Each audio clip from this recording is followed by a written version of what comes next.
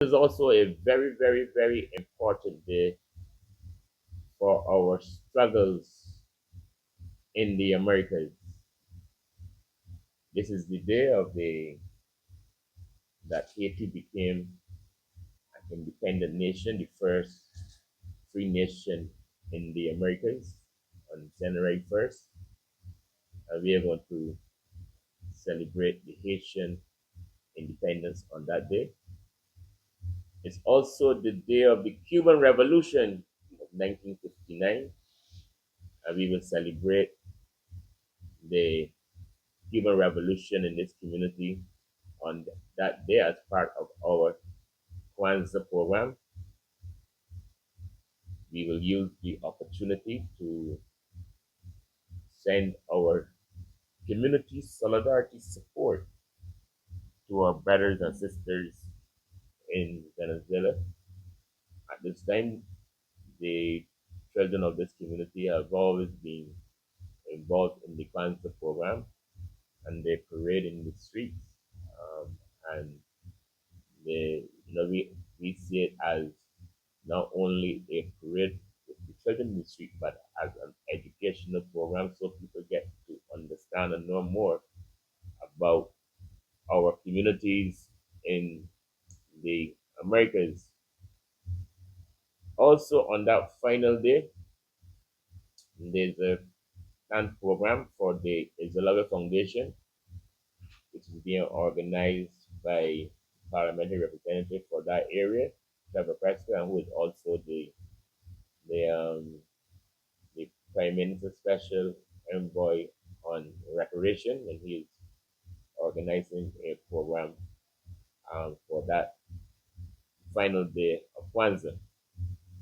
During the week, a number of other organizations in Barbados are going to be organizing Kwanzaa programs. I know that there's one is being planned for St. Andrew, uh, right? And then I think there's a group of young persons that is planning one for the area relating to collective responsibility. And I think they're going to do some volunteer work as part of the Kwanzaa program during the week. So a number of different organizations are going to organize different activities and different programs to recognize Kwanzaa. For us this year,